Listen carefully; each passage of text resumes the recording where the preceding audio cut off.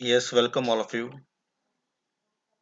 So today we have a topic of citizenship. आज हमारा topic है citizenship. So we are live now. मैं live हूँ अभी और आई होप आप सब लोग मुझे सुन पा रहे हैं और मेरी वॉइस आपको बिल्कुल क्लियर है। अगर नहीं है तो प्लीज मुझे बताइए। अ, आज हमारा जो टॉपिक है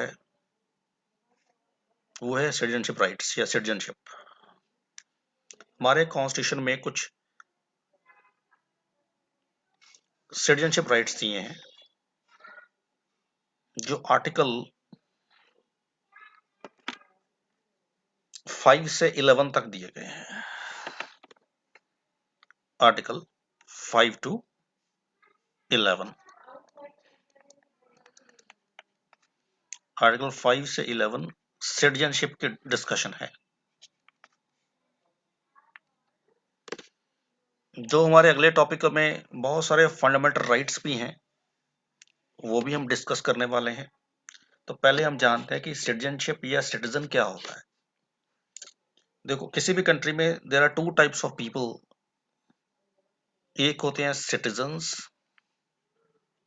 और एक होते हैं एलियंस। Citizens, aliens. सिटीजन मतलब वो फुल मेंबर्स हैं, वो हमारी स्टेट के, हमारे राजतंत्र के, हमारी कंट्री के फुल मेंबर हैं और उनकी कुछ हमारे कंट्री के प्रति ड्यूटीज और राइट्स बनते हैं जिसको हम एलिजेंस बोल सकते हैं। उनको सारे सिविल और पॉलिटिकल राइट्स वो एंजॉय करते हैं, उनकी पावर रहती है और वो हमारी स्टेट में फुली रिकॉग्नाइज होते हैं। सिटीजन जैसे हम सब लोग सिटीजन हैं, हमें वोट करने का अधिकार है, हमारे सारा फंडामेंटल राइट्स में मिलते हैं। हम इलेक्शन को कॉन्टेस्ट भी कर सकते हैं, हम बड़ी बड़ी पोस्टों पर जा सकते हैं, PM, president, supreme court of India के जजेस, चीफ जस्टिस या कमांडर इन चीफ, किसी को भी अचीव कर सकते हैं अपनी मेरिट से। और हमें यहाँ पे पूरा अधिकार है प्रॉपर्टी खरीदने का, रहने का, हर चीज का, आपको पता ही है। तो हमारे पूरे सिविल और पॉलिटिकल राइट्स में मिलते हैं, इसका मतलब ये है। दूसरी हमने बात की एलियंस की। ऑन द अदर हैंड, ये किसी और देश के नागरिक हैं पर रहते हैं इंडिया में, पर अभी तक उसको इंडिया की सिटीजनशिप नहीं मिली है या वो हम उसको देना नहीं चाहते या उन्होंने अप्लाई नहीं किया, लेकिन अभी भी यहाँ रह रहे हैं, पर उनको हमारे कुछ बेसिक सिविल राइट्स और पॉलिटिकल राइट्स नहीं मिलते हैं। सिविल और पॉलिटिकल राइट्स उनको नहीं मिलते हैं। फाइन। अब ये बहुत सारे राइट्स हैं जो ऐसे हैं, जो बहुत सारे इवन फंडामेंटल राइट्स ऐसे हैं, सिविल राइट्स ऐसे हैं, पॉलिटिकल राइट्स ऐसे हैं, या और कुछ प्रिविलेजेस हैं जो एलियंस को नहीं मिलते हैं बट वो हमारे सिटीजन्स को मिलते हैं। जैसे कि आर्टिकल 15, हम आगे पढ़ेंगे इसके बारे में। Right against discrimination on grounds of religion, race, caste, sex of and place of birth. हमारा संविधान हमारे सिटीजन्स के लिए गारंटी करता है कि उनके साथ किसी तरह का डिस्क्रिमिनेशन या भेदभाव नहीं होगा, धर्म के नाम पे, रेस के नाम पे, कास्ट के नाम पे, फाइन, प्लेस ऑफ बर्थ के नाम पे हम उनका पूरा सम्मान करेंगे, इक्वलिटी इंश्योर करेंगे। लेकिन ये एलियंस को अवेलेबल नहीं है। फाइन। इसी तरह पब्लिक एम्प्लॉयमेंट में, सरकारी नौकरियों में पूरी इक्वलिटी दी जाएगी, उनको अपॉर्चुनिटी दी जाएगी, इक्वलिटी दी जाएगी। आर्टिकल 16, ये एलियन को नहीं मिलेगा, सिटीजनशिप को मिलेगी। तो ये सारे मैं जो पढ़ रहा हूँ ये सिटीजनशिप को तो अवेलेबल है पर एलियंस को अवेलेबल नहीं है। जैसे आपको स्पीच एंड एक्सप्रेशन का फंडामेंटल राइट है, आर्टिकल 19, असेंबल होने का अधिकार, एसोसिएशन बनाने का अधिकार, कहीं भी मूवमेंट करने का अधिकार, रेसिडेंस, प्रोफेशन। फाइन। ये आर्टिकल 19 में दिए गए हैं।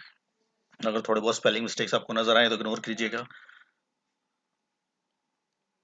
Now cultural and education rights हो गए आर्टिकल 29-30 में।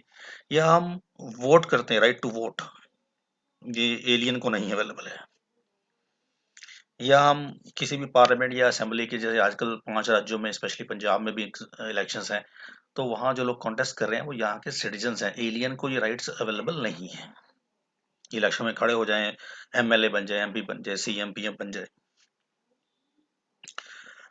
हो सकता है आपको सिटीजनशिप मिल जाए और एमपी बन जाए, आप एमएलए बन जाए, सिटीजनशिप मिलने के बाद भी आप कुछ ऐसी पोस्ट हैं जो आप सर्टेन ऐसी पोस्ट हैं जिसको आप अचीव नहीं कर सकते, उनको आप होल्ड नहीं कर सकते। जैसे प्रेसिडेंट की पोस्ट है, फाइन, वाइस प्रेसिडेंट है, पीएम है, सुप्रीम कोर्ट के या हाई कोर्ट के चीफ जस्टिस हैं, अटॉर्नी जनरल हैं, गवर्नर हैं स्टेट के, कमांडर इन चीफ है, एडवोकेट जनरल है। ऐसी पोस्टें एलियन अगर सिटीजनशिप ले भी है तब भी उनको नहीं मिलती है।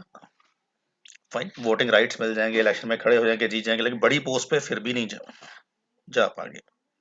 एग्जाम्पल सोनिया गांधी इटली से हैं और यहाँ की सिटीजनशिप ले चुकी हैं मैरिज के आधार पे, एमपी भी बन चुकी कई बार, लेकिन पीएम नहीं बन पाई क्योंकि वो एलियन ही मानी जाएंगी, उनको हम बड़ी पोस्ट पे नहीं ले सकते। तो ये सब राइट सिटीजन्स को तो मिलते हैं लेकिन एलियंस को नहीं मिलते हैं। वो आगे चलते हैं। जब हमने बात की सिटीजनशिप, सिटीजन और एलियन के बारे में, उनके राइट्स के बारे में, अब कोई और भी कॉन्स्टिट्यूशनल प्रोविजंस हैं जो इसके लिए हम पढ़ेंगे। मैंने पहले बताया कि आर्टिकल 5 से 11 तक हम सिटीजनशिप की बात करें। अब ये जो सिटीजनशिप के अधिकार है कि किसको सिटीजनशिप मिलेगी, कौन इंडिया का सिटीजनशिप ले सकता है कौन नहीं, ये पावर हमने पार्लियामेंट को हमारे संविधान ने दी है। पार्लियामेंट इसके रूल्स या नियम या नॉर्म्स तय करती है, पार्लियामेंट ऑफ इंडिया। फाइन। तो 26 जनवरी 1950 को हमारा कॉन्स्टिट्यूशन इंप्लीमेंट हुआ था, हमें पता, हमने पढ़ चुके हम। तो किस किस को किस किस तरीके से सिटीजनशिप मिल सकती है उसके बारे में पढ़ते हैं। सबसे पहले है आर्टिकल 5, ये लिखा हुआ है। आर्टिकल 5 में आप देखोगे कि जो भी पर्सन इंडिया का डोमिसाइल है, निवासी है, और वो 3 conditions, any of one of the 3 condition जो भी मैं बोलने वाला हूँ वो पूरा करता है, तो वो इंडिया का सिटीजनशिप हो सकता है। अगर उसका जन्म इंडिया में हुआ, born in India, number 1, born in India, यहाँ पे उनका जन्म हुआ है, या उनके ईदर ऑफ द पेरेंट्स, उनमें से किसी एक के पेरेंट्स का जन्म इंडिया में हुआ है, या वो 5 साल से इंडिया का ऑर्डिनरी एक रेसिडेंट है। फाइन।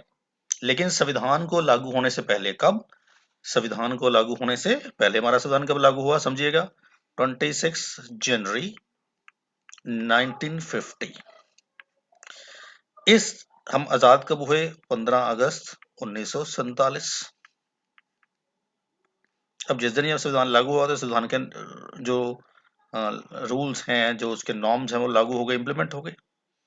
तो अगर आप संविधान लागू होने से पहले 3 कंडीशंस को फॉलो करते हैं, आपका जन्म, आपका बर्थ यहाँ हुआ है, आपके ईदर पेरेंट्स का, किसी एक पेरेंट्स का बर्थ यहाँ हुआ है, या आप संविधान लागू होने से पहले 5 साल से यहाँ पे रेजिडेंट है, रह रहे हैं, ऑलरेडी रह रहे हैं, तो आप इंडिया के सिटीजनशिप ले सकते थे उस समय।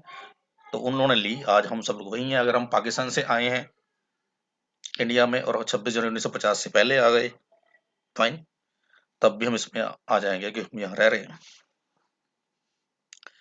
इसी में अगली लाइन पे ये चीज लिखी हुई है कि अगर हम माइग्रेट हुए हैं पाकिस्तान से इंडिया में, तो या हमारे पेरेंट्स हुए हैं और उस समय वो इंडिया के निवासी थे और अनडिवाइडेड इंडिया के निवासी थे, हमारे ग्रैंड पेरेंट्स या हम या हमारे पेरेंट्स, तो हम तब भी ले सकते हैं। जो लोग मार्च 1 1947 के बाद आए,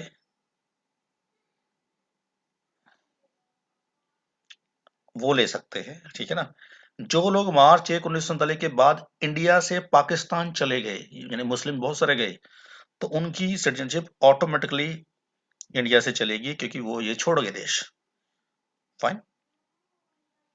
तो ये आर्टिकल 7 कहता है कि अगर वो अपनी एप्लीकेशन दे दी, उन्होंने वहां पे 6 महीने हो चुके हैं, वहां रह लिया, अब वो इंडिया छोड़ चुके 1 मार्च 1947 के बाद, तो वो हमारी सिटीजनशिप से बाहर हो गए। ये 4 चीजें एक हमारी हमने जो पढ़ी ये इसमें लिखी हुई है। फाइन। इसके अलावा आगे चलते हैं। फाइन। अदर कॉन्स्टिट्यूशनल प्रोविजंस भी हैं कुछ और भी, जैसे कि आर्टिकल 9 कहता है आर्टिकल 9 पे आते हैं, नीचे देखिए यहाँ पे, no person shall be citizen of India or deemed to be citizen of India if he has voluntarily acquired the citizenship of any foreign state। मान लीजिए मैं इंडिया का निवासी हूँ, मैं इंडिया का सिटीजनशिप एंजॉय कर रहा हूँ, बट मैं चला गया यूएसए, एग्जाम्पल,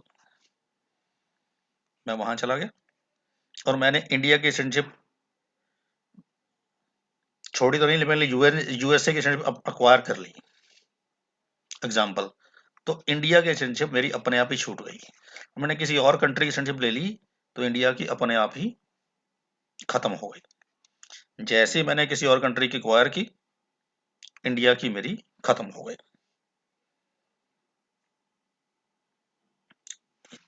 जैसे बहुत से लोग इंडिया से Canada, America, Australia, New Zealand, Italy, Germany जाते हैं, अफगानिस्तान, बांग्लादेश चले गए, नेपाल चले गए, कहीं भी चले गए, तो वो जैसे उस देश की सिटीजनशिप लेंगे तो वैसे ही हमारी यहाँ से चली जाएंगे। हालांकि 2003 में इसमें हमने कुछ चेंजेस किए हैं, वो हम आगे जाके थोड़ी देर में पढ़ते हैं। अब अगर सिटीजनशिप के राइट्स में कोई भी अधिकार हमने चेंज करना है, इसमें कुछ चेंजेस करनी है, तो वो सिर्फ पार्लियामेंट ऑफ इंडिया ही कर सकती है। पार्लियामेंट ऑफ इंडिया यानी हमारी संसद जो है वो कर सकती है, उसको राइट्स है। ये आर्टिकल 10 में लिखा हुआ है, subject to the provisions of any law made by parliament, article 10। Article 11 में लिखा है कि अगर हमने, मान लीजिए गवर्नमेंट ऑफ इंडिया ने कोई नया राज्य अक्वायर कर लिया, एक्विजिशन कर लिया, अक्वायर कर लिया, हमने जीत लिया, ट्रिटी से हमारे साथ मर्ज हो गया, मान लीजिए हमने कोई भी एबीसी नाम का एक कंट्री हमारे साथ मर्ज कर जाता है कल को, या हम उसको वॉर में जीत लेते हैं, मान लीजिए एग्जाम्पल ले रहे हैं, या वहां पे पब्लिसाइट होता है, वहां पे हम लोगों से वोट होता है, कहते हैं हमने इंडिया के साथ मिलना है, वो एरिया हमारे पास आ गया, तो हमारी पार्लियामेंट को पूरा पूरा अधिकार है कि वो उनको सिटीजनशिप दे, तो फिर हम उनको सिटीजनशिप दे सकते हैं, इंडिया के नागरिक वो बन सकते हैं। फाइन। तो अब आगे पढ़ते हैं, आगे देखते हैं। हमारी पार्लियामेंट अभी तक 3 बार सिटीजनशिप राइट्स बनाए हैं। हमारा एक मेन सिटीजनशिप एक्ट है 955 का, जो आज भी वही चल रहा है, इसमें अमेंडमेंट्स 2 बार हुई है। हमने सबसे पहले, मैंने बताया पार्लियामेंट को अधिकार है सिटीजनशिप से रिलेटेड सारे अधिकार या नॉर्म्स या रूल्स तय करने का, तो हमारा जो सिटीजनशिप एक्ट है वो है 955 का, the citizenship act of 1955।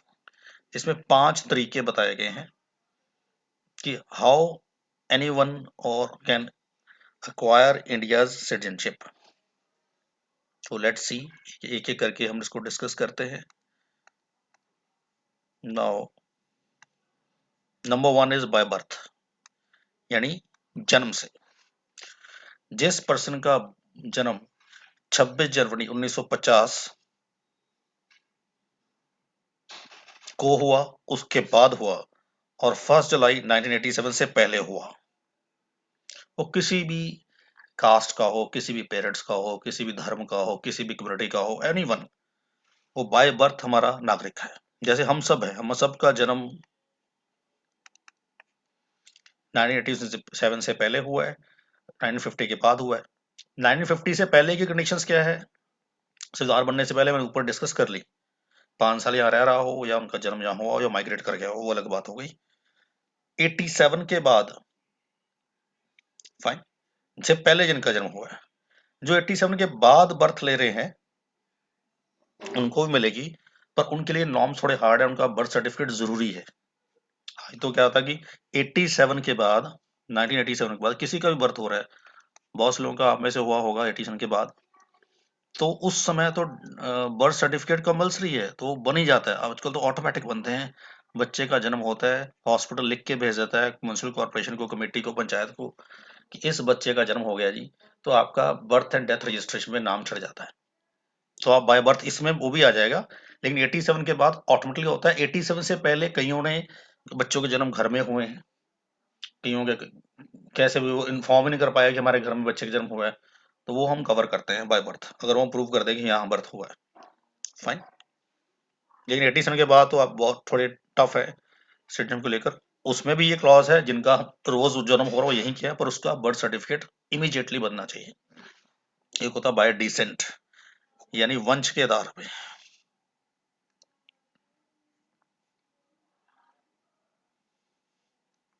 Bye decent यानी वंश। अगर मेरा जन्म मान लीजिए इंडिया के बाहर हुआ है 26 जनवरी 1950 के बाद, और वो 10 दिसंबर 1992 से पहले हुआ है, तो वो पर्सन डिसेंट के हिसाब से, यानी डिसेंट के हिसाब से, सॉरी, बाय वंश के आधार पे नागरिकता ले सकता है। उसकी एक शर्त होगी कि जब आपका जन्म हुआ, जब मेरा जन्म हुआ, मेरे माता या पिता में से किसी एक को उस समय के पास इंडिया की सिटीजनशिप हो। मेरे मदर की, फादर की, स्पेशली ज्यादातर फादर देखते हैं, पर मदर की भी हो सकती है, कि मेरे मैं वंश होना चाहिए किसी इंडियन पेरेंट का, इधर इधर पेरेंट्स किसी एक का। फाइन। मान लीजिए मेरा बर्थ हुआ 1990 में, लेकिन मैं फॉरेन में पैदा हुआ, लेकिन उस समय मेरे पिता के पास इंडिया की नागरिकता थी, वो वहां रहे थे, पर इंडिया की नागरिकता सिटीजनशिप छोड़ी नहीं थी। तो मैं फिर इंडिया में, अब आज की 2022 में कहता हूँ कि भाई मेरा बर्थ 91 में हुआ था, उस समय मेरे पिता के पास यहाँ की नागरिकता थी, उन्होंने यहाँ की नागरिकता 1992-93 छोड़ी है, पर जब मेरा बर्थ हुआ जब, तब वो यहाँ के नागरिक थे। तो मैं इंडियन गवर्नमेंट को अपील कर सकता हूँ कि मुझे यहाँ की डिसेंट के हिसाब से, वंश के आधार पे मुझे मेरी नागरिकता प्रदान कीजिए, तो मुझे नागरिकता मिल सकती है। फाइन। तो मुझे कुछ साल यहाँ पे रहना पड़ेगा, क्लेम करूंगा, मुझे दे देंगे। एक होती है बाय रजिस्ट्रेशन। ये जो इंडियन ओरिजिन के लोग हैं, इंडियन मूल के लोग हैं, जो बाहर बस गए, उनके ग्रैंड पेरेंट्स या उनके पेरेंट्स जब आपका जन्म हुआ तब वो वहां की नागरिकता ले चुके थे, लेकिन एक्चुअली वो आप इंडियन ब्लड ही हो, इंडिया से ही या कहीं ना कहीं आपका कनेक्शन है, आप इंडियन उत्पत्ति हो, इंडियन ओरिजिन के हो, इंडियन मूल के हो, तो फिर आप इंडिया में आके 7 ईयर्स रहिए यहाँ पे, और फिर रजिस्ट्रेशन करवा के यहाँ से ले सकते हो। एक तो ये चीज होती है रजिस्ट्रेशन, या फिर जो मैरिज बेस पे, बताइए आपको कि कोई इंडियन लड़का या लड़की से मैरिज कर ले विदेशी कोई, तो यहाँ की सिटीजनशिप मैरिज के आधार पे ले सकता है। या माइनर चिल्ड्रन हो पेरेंट्स के जो इंडियन सिटीजन हैं, फाइन। या आपके parents already as a citizen India में रजिस्टर्ड हैं और आप आके ले लो, आप इंडियन रीजन के हो। तो ऐसे कुछ तरीके हैं जिसपे आप रजिस्ट्रेशन से ले सकते हो, ये सारे यहाँ पे लिखे हुए हैं। एक होती है बाय नेचुरलाइजेशन, चौथे नंबर पे। ये होती है फॉरेनर्स के लिए, जो बिल्कुल ही फॉरेनर्स हैं, वो उनका हमसे कोई लेना देना नहीं है, तो इंडिया में आते हैं, यहाँ उनको अच्छा लगता है, वो यहाँ रहते हैं, तो वो प्रोसेस को बोलते हैं बाय नेचुरलाइजेशन। वो यहाँ से आमतौर पे 14 ईयर्स रहते हैं, कई केसेस में 12 ईयर्स भी, तो 12 से 14 साल रहते हैं इंडिया में, और प्रूव करते हैं कि हम यहाँ पे रहे हैं, हमारा रेसिडेंस जो पीरियड है वो 12 to 14 ईयर्स हो चुका है, अलग अलग कंट्री अलग अलग तरीकों के हिसाब से, और हमने पूरी ड्यूटीज पूरी की है, हमारे ऊपर कोई केस नहीं है, हमने पूरा आपका सम्मान किया, हम अपने इस फ्लैग का, संविधान का सम्मान करते हैं, और वो हम उनको भी ग्रांट कर सकते हैं। टोटली फॉरेनर्स है, जैसे हमारे इंडिया के बच्चे कनाडा, ऑस्ट्रेलिया, अमेरिका जाते हैं, वहाँ पे 4-5 साल रहते हैं, पीआर लेते हैं, फिर सिटीजनशिप लेते हैं, उनका हमारा कोई उनसे लेना देना है ही नहीं, हम तो इंडियंस हैं, फिर हमें मिल रही है ना वहाँ जाके, सेम उसी पैटर्न पे हम भी दे देते हैं, तो उसको बोलते हैं नेचुरलाइजेशन। और पांचवी है बाय इनकॉर्पोरेशन ऑफ टेरिटरी। मान लो इंडिया ने किसी और टेरिटरी को अक्वायर कर लिया, ट्रीटी से, वॉर के थ्रू, प्लेबिसाइड से, या किसी भी तरीके से कोई टेरिटरी नहीं ऐड होगी इंडिया में, तो वहां के लोगों को भी हम इकट्ठी मास सिटीजनशिप दे सकते हैं। मान लीजिए कल को इंडिया पाकिस्तान ऑक्युपाई कर ले, या पीओके आ जाए हमारे पास, तो फिर वहां के लोग हमारे साथ मिलना चाहते हैं, हमें हमें हमारे साथ आगे, वो हमने ले लिया वो एरिया, तो हम उनको दे देंगे। ये तरीका है। अब ये नहीं है कि सिटीजनशिप हमने देनी ही है, लॉस भी हो सकता है सिटीजनशिप का, हमारी कईयों की सिटीजनशिप हम जा भी सकती है। एक होती, इसी एक्ट में लिखा है 55 में, कि बाय रेनंसेशन जा सकती है। एक आदमी खुद ही बाहर जाके अनाउंस कर देता है कि मुझे इंडिया की सिटीजनशिप नहीं चाहिए, मैंने दूसरे दूसरे देश की ले ली है, तो खुद छोड़ सकता है अपनी मर्जी से। फाइन। तो वो रेनंसेशन होती है, अनाउंस कर दी। एक होती टर्मिनेशन, जब उसको कुछ सालों के लिए दी जाती है, वॉलंटरली वो खुद टर्मिनेट कर लेता है, ऑटोमेटिकली टर्मिनेट हो जाती है, consciously, knowingly, without any other influence और कंपल्शन वो टर्मिनेट हो जाती है। फाइन। फॉर एग्जांपल वॉर में ही हम एरिया हमसे बाहर चला गया कोई, तो अपने अभी वो एरिया हमारे साथ अटैच नहीं है, अगर हम अक्वायर कर सकते हैं तो हमारा एरिया जा भी सकता है, तो टर्मिनेशन में आ जाएगी। डिप्राइवेशन मतलब डेप्रीवेट कर दी, जब गवर्नमेंट खुद किसी को देश निकाला दे दे, फाइन, उसने हमारे साथ फ्रॉड किया हो, डिसलॉयल्टी शो की हो, संविधान को बेईमानी की हो, देशद्रोह किया हो, या अनलॉफुली कुछ ऐसा व्यापार या कम्युनिकेशन की हो, वॉर के टाइम पे एनिमी का साथ दिया हो, फाइन, या कुछ और, हमने नेचुरलाइजेशन या रजिस्ट्रेशन सिटीजनशिप दी थी, लेकिन बाद में हमें लगा कि ये तो बंदा क्रिमिनल है, या 2-3 साल की इसको सजा हो गई या गलत काम कर रहा है, तो हम उसकी डिप्राइव कर सकते हैं, उसको वंचित कर सकते हैं, उसको सिटीजनशिप जो दी थी वापस ले सकते हैं उससे। फाइन। तो ये कुछ कंडीशंस होती हैं कि हम डिप्राइव भी कर सकते हैं। लेकिन कई बार क्या था, कुछ लोग रिनाउंस कर देते हैं, खुद ही छोड़ देते हैं, जैसे उनको हम छोड़ने नहीं देना चाहते। विजय माल्या हो सकता है कल को छोड़ दे जी कि मैं इंडिया का सिटीजनशिप रखता ही नहीं, ये लो मैंने छोड़ दी, तो हम कहेंगे नहीं, हमने नहीं छोड़ने देनी, तुमने हमारे साथ फ्रॉड किया है, पैसा दबाया है, हम तो तुम्हें इंडिया लाएंगे, यहाँ पे तुम्हें ट्रायल फेस करना होगा, हम सजा देंगे। या दाऊद इब्राहिम ने छोड़ दी थी, तो हमने मानी नहीं उसकी, तुमने छोड़ी होगी, हम नहीं मानते। फाइन। अगर हमें उससे कोई दिक्कत नहीं है, हमें कोई लेना देना नहीं है, वो छोड़ दी, हमने कहा ठीक है, छोड़ दी, वो बात अलग है। पर हम किसी स्पेशल बंदे को नहीं छोड़ने देना चाहते, तो वो भी हमारी मर्जी है। ये नहीं कि वो रनाउंस करके चला जाएगा, तो दाऊद इब्राहिम रनाउंस करके चला गया, ये थोड़ी है कि वो हमारे इंडियन लॉ में की जुरिडिक्शन में आता नहीं है, फिर हम उसको पकड़ के ला सकते हैं और उसको सजा भी दे सकते हैं। फाइन। तो ये एक तरीका रहता है। Now moving next point, there is a concept of India में, वैसे कॉन्सेप्ट सिंगल सिटीजनशिप का है, यहाँ पे इसका मतलब क्या होता है। सिंगल मतलब in this case we are citizen of India, हम इंडिया के सिटीजन हैं, लेकिन हम पंजाब के सिटीजन नहीं है, पंजाब के हम निवासी हैं, हम उसके डोमिसाइल हैं, यहाँ पे रहते हैं, हमारा प्रदेश है, हमारा जन्म, हमारे जनरेशन टू जनरेशन हमारा निवास स्थान है, जन्म हुआ है, तो ये डोमिसाइल हो गया।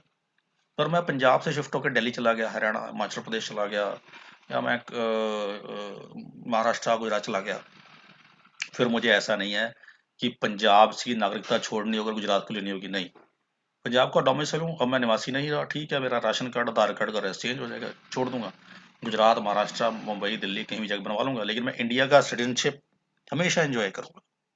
यानी हमारे पास सिंगल सिटीजनशिप है, आप इंडिया के सिटीजन हैं, पर बाकी स्टेट के सिटीजनशिप आपको लेने की जरूरत नहीं होती, आप स्टेट के सिटीजन नहीं है।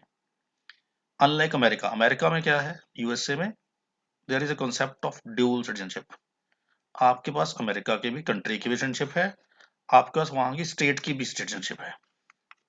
अगर आपने एक स्टेट से दूसरी स्टेट गए, तो तब आपको वैसे डील करते हैं जैसे आप उस स्टेट की नागरिकता पहले छोड़ो, दूसरे में कई साल रहो, वहां की लो, फिर आपको मिलेगी। अमेरिका के तो आप है ही हैं, हमारे यहाँ पे ऐसा नहीं है, हम सिंगल सिटीजनशिप ऑफर करते हैं। हाँ, हमारा कॉन्स्टिट्यूशन फेडरल है, कई देशों में, फेडरल कंट्रीज में ड्यूल सिटीजनशिप होती है, पर हमारे यहाँ नहीं है, हमारे पास सिंगल है। फाइन। स्विट्जरलैंड में डबल होती है, यूएसए में डबल है, स्टेट की अलग, सेंटर की अलग, यानी कंट्री की अलग। हाँ, हमारे पास दूसरे तरह की ड्यूल सिटीजनशिप है, एक और तरह की, कि आप इंडिया के साथ साथ कुछ और देशों की सिटीजनशिप भी रख सकते हो। जैसे मैंने पहले बताया था कि हमने सिटीजनशिप एक्ट 955 पास किया और ये सारे नियम तय किए, हमने इस एक्ट को अभी तक 2 टाइम्स जो है अमेंड किया है। Number 1, citizenship act 2003, then citizenship act amendment act 2019, जिसको CAA 2019 बोलते हैं, अभी हाल ही में बड़ा फेमस हुआ था लॉकडाउन से पहले, तो पहले पहले वाले की बात करते हैं। सिटीजनशिप एक्ट 2003 क्या कहता है, ये हमने, वाजपेयी सरकार थी, उन्होंने अमेंड किया था, और इसमें हमने दो तीन चीजों को वैल्यू दी थी। एक तो जिसमें हमने ड्यूल सिटीजन का कंसेप्ट अदर कंट्रीज के लिए इंट्रोड्यूस किया था, 16 देशों के लिए। क्या होता था कि इससे पहले जितने भी लोग इंडिया से बाहर जाते और वहां बस के कनाडा में, अमेरिका में, इंग्लैंड में, फ्रांस में, न्यूजीलैंड में, कहीं भी बस गए, तो हमारी गवर्नमेंट मानती थी कि वो हमारे मुश्किल समय में हमारे देश को छोड़ के भागे, कि यहाँ पे उनके पास गरीबी थी या उनके पास टैलेंट था, वो यहाँ हमें कंट्री को ना देखे, वो दूसरे कंट्री में चले गए, हमें खुद ही छोड़ के गए, हमने थोड़ी कहा है। और वहाँ की नागरिकता उन्होंने ले ली और वहीं बस गए। तुम्हारा उनसे कोई लेना देना नहीं है, कोई कंसर्न नहीं है। हमारे लिए वो डिसलॉयल है, देश को विपत्ति के समय छोड़ के भागे। घर का एक बच्चा है, घर में गरीबी आ गई, छोड़ के भाग गया, या घर के बस बच्चे एक बार टैलेंट आ गया तो उसी घर को छोड़ के किसी दूसरे घर के लिए काम करने लग पड़ा। तो हम ये सोचते थे, लेकिन 2003 में हमने ये सोच बदली। हमें लगा नहीं यार, वो भी हमारे ही लोग हैं, ठीक है वो चले गए। तो वाजपेयी सरकार आई, बीजेपी सरकार पहली बार आई थी 5 साल के लिए, उससे पहले कांग्रेस सरकार थी, उनका भी वो अलग था। इन्होंने कहा नहीं, हम जो एनआरआईज हैं, जो इंडिया से गए वहां बस के, उनको वैल्यू देंगे, वो भी हमारे अपना ही है। ठीक है, मुश्किल समय चले गए, जरूरी थी, रोजी रोटी के लिए चले गए, लेकिन हमारे यहाँ पे इन्वेस्ट करते आए हैं, अपने घर वालों को रेमिटेंस या पैसा भेजते आए हैं, हेल्प करते हैं, तो वो भी इनका कंट्रीब्यूशन है, तो रिकॉग्नाइज करना चाहिए। तो हमने इनको रिकॉग्नाइज किया, क्योंकि बहुत से लोग वहां बस गए, अब इंडिया वापस आना चाहते थे, पैसे कमा चुके हैं, लेकिन अब उनकी नागरिकता जा चुकी है, अब वैले की तरह नहीं आ सकते, उनको एम्बेसी से वीजा लेना पड़ेगा, यहाँ पे थोड़ी देर रह के चले जाएंगे। पर उनके रिश्तेदार है, उनकी फैमिली, उनका गाँव है, उनका घर है, शहर है। तो हमने उनको रिकॉग्नाइज किया कि ठीक है, आप ऐसा करो, डबल सिटीजनशिप एंजॉय करो, जिस कंट्री में आप गए हो वहां की भी, प्लस इंडिया के भी, यानी फॉरेन जिस कंट्री में हो आप उसकी भी अपनी में। लेकिन ये हमने सिर्फ सिलेक्टेड 16 कंट्रीज में गए हुए लोगों को ये सुविधा दी है, सबको नहीं दी है। जहाँ पे पंजाबी ज़्यादा है या इंडियन सॉरी ज़्यादा है, और उनसे रिलेशन हमारे अच्छे हैं, जैसे America, Canada, England, Australia, New Zealand, ऐसे फ्रांस, जर्मनी, ऐसे 16 कंट्रीज को मैं अलाउ कर दिया। अब वो वहाँ के एजेंट्स भी रख सकते हैं, हमारी भी रख सकते हैं, यानी दे कैन कैरी 2 पासपोर्ट्स। मान लो मैं अमेरिका में रहता हूँ, बस गया, अब मैं इंडिया की भी ले सकता हूँ अगर मेरा मन करे।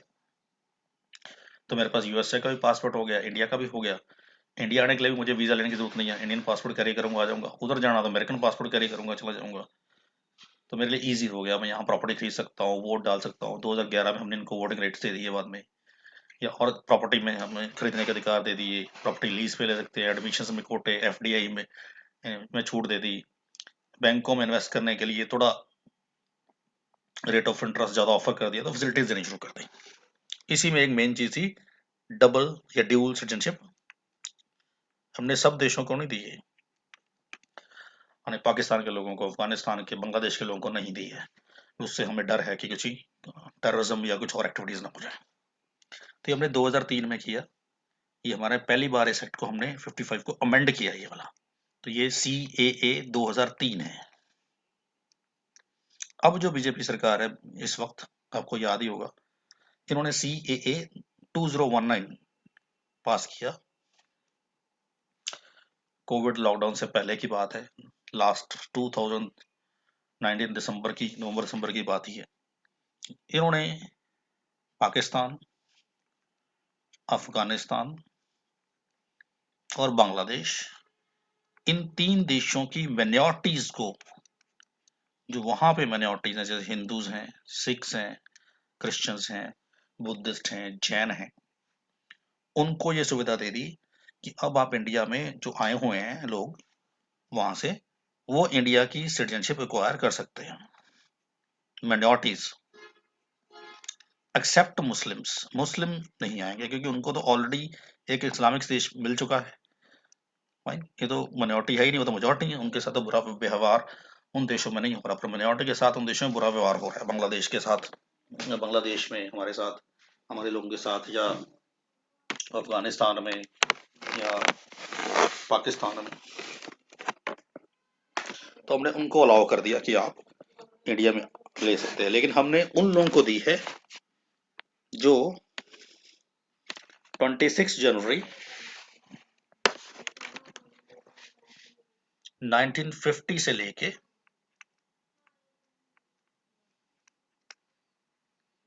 मई 2014 तक आए हैं।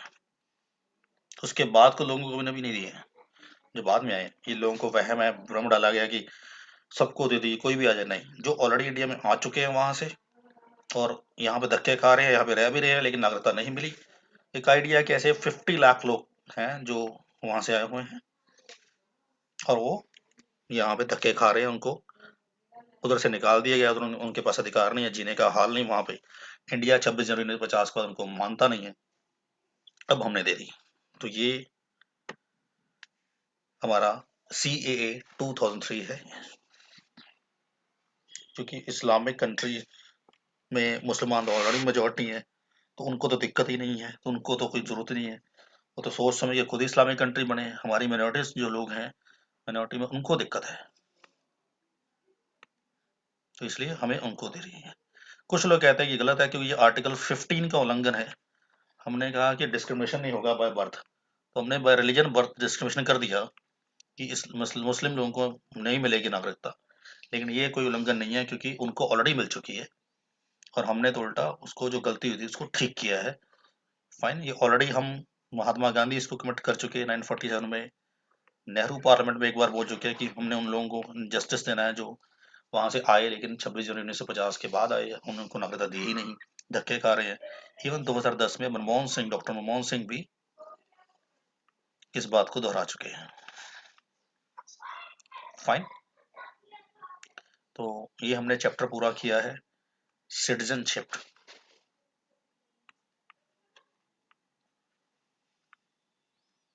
5 to 11 में, आर्टिकल 5 to 11। आज के लिए इतना ही करेंगे, बाकी हम करेंगे नेक्स्ट क्लास में।